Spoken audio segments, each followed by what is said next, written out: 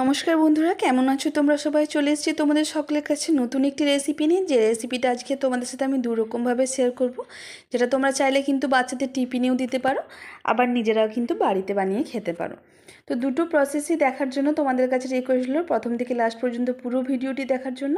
আর আমি চলে যাচ্ছি ভিডিওর মেন প্রসেসে। তো আজ আমি এই রেসিপিটা বানাচ্ছি পুরো ওটস দিয়ে। তার জন্য প্রথমেই নিয়ে নিচ্ছি আমি এক্সট্রা মিক্সি জারের মধ্যে ওটস।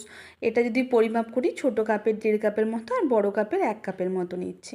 তো তোমরা চাইলে কিন্তু পরিমাপটা বাড়া কমা করে নিতে পারো।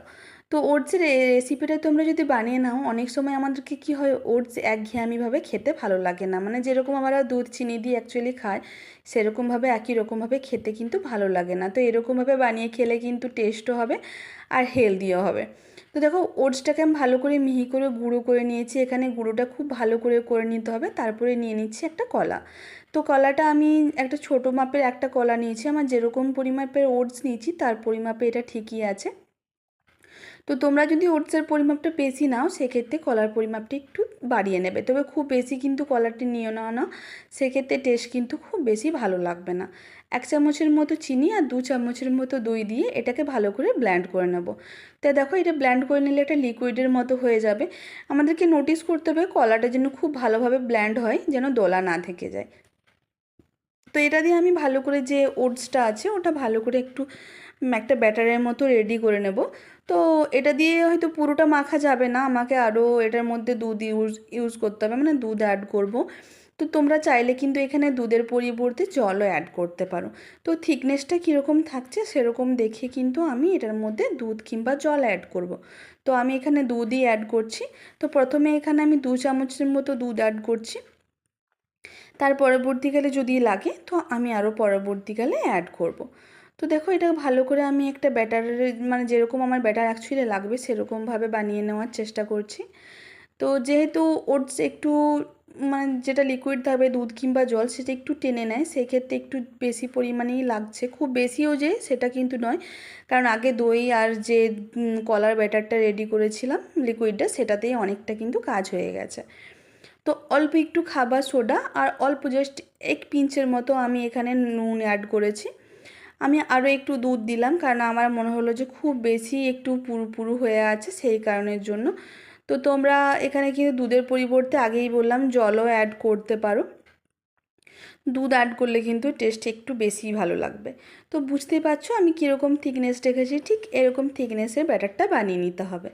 এরপর আমি নিয়ে নিয়েছি গাজর আর গ্রেট করা চিজ, দুটোই আমি ভালো করে গ্রেট করে নিয়েছি। এরপর আমি এটা বানানোর মেন প্রসেসে চলে যাব। নিয়ে নিলাম বাটারটা দিয়ে ভালো করে নাড়াচাড়া করে নিয়ে আমি ওগুলো ছোট ছোট টিকিয়ার মতো করে বানিয়ে নেব। তো প্রথমে আমি এগুলো আমার বাচ্চার টিফিনে যেহেতু দেবো, তো প্রথমে এটা বাচ্চাদেরকে কীভাবে টিফিনে দেওয়া যায় সেই রেসিপিটাই শেয়ার করছি। পরবর্তীকালে আরও একটা রেসিপি, মানে এটা কীভাবে বাড়িতে কীভাবে বানিয়ে খাবে সেটাও শেয়ার করব। তো দেখো, এরকমভাবে টিকিয়ার মধ্যে করে এগুলো প্রথমে বানিয়ে নিই। তোমরা চাইলে কিন্তু যে চিজটা আর গাজরটা গ্রেট করে রেখেছো সেটা ব্যাটারের মধ্যে মিক্সডও করে দিতে পারো, কিন্তু সেক্ষেত্রে আমি বলবো বাচ্চাদেরকে যদি প্রতিদিন একই রকম হয়তো জিনিস দিলে, সেটা আবার নতুনত্বভাবে ডেকোরেশন করে দিলে ওদের কিন্তু খেতে বা দেখতে দুটোই কিন্তু ভালো লাগে। তো আমি বলবো বাচ্চাদেরকে হয়তো এরকমভাবে একদিন বানিয়ে দিয়ে দেখো, ওরা কিন্তু খুব পছন্দ করবে, কারণ এটা টেস্ট অসাধারণ হয় বন্ধুরা, আর তার সাথে দেখতেও কিন্তু খুব সুন্দর হয়। তো প্রথমে গাজর আর তারপরে আমি চিজগুলো আমি গ্রেট করে দিয়ে নিচ্ছি, মানে গ্রেট করা যেগুলো ছিল সেগুলো দিয়ে নিলাম। তো তোমরা এখানে চিজের পরিবর্তে কিন্তু পনিরও অ্যাড করতে পারো। তো পনিরটা দিলে কী হবে, আগে থেকে গাজরের মধ্যে ভালো করে মেখে নিয়ে যখন কাঁচা ওই টিকিয়াগুলো দেবে কাঁচাটার মধ্যেই, মানে প্রথমে প্যানের মধ্যে দেওয়ার উপরেই তার উপরে দিয়ে হাতা বা খুন্তি দিয়ে একটু প্রেস করে দিও যাতে চিটে যায়। কারণ কি হবে, চিজের মধ্যে একটা আঠালো ভাব থাকে যেটা কিন্তু পনিরের মধ্যে নেই। তো যখন অপোজিট সাইডে উল্টোবে তা খুলে যাওয়ার চান্স থাকে, সেই জন্য। তো দেখো, একটু ঢাকা দিয়ে রাখার পর এটা খুব বেশি যে সেদ্ধ করতে হবে সেটা না, জাস্ট 1 মিনিটে ঢাকা দিয়ে রাখার পর আমি উল্টে দেবো। তো তোমরা যদি এখানে পনির, মানে সরি পনির নয়, যদি তোমরা এখানে চিজ ইউজ করো তো নোটিস করবে যে দিকটা চিজ থাকবে সেই দিকটা যেন প্যানের দিকে খুব বেশিক্ষণ সময় না থাকে, তাহলে কিন্তু লাল হয়ে যাবে। কারণ কিন্তু পনির মানে চিজ খুব তাড়াতাড়ি কালার ধরে নেয়। তো বন্ধুরা, আমি তোমাদের সাথে সবসময় চেষ্টা করি কিছু ইউনিক, খুব ইজি হেলদি কিছু রেসিপি নিয়ে আসার জন্য। তো তোমাদের যদি আমার ভিডিও একটুও ভালো লেগে থাকে প্লিজ আমার চ্যানেলটিকে সাবস্ক্রাইব করো, সাথে থাকা বেল আইকনটি প্রেস করে দিও, লাইক শেয়ার এবং কমেন্ট করতে ভুলো না। কারণ তোমাদের কমেন্ট, সুন্দর সুন্দর কমেন্ট, তোমাদের লাইক এবং শেয়ার আর তোমাদের সাবস্ক্রাইবে দেখে কিন্তু আমার অনেকটা আগ্রহ লাগে নেক্সট ভিডিও বানানোর জন্য।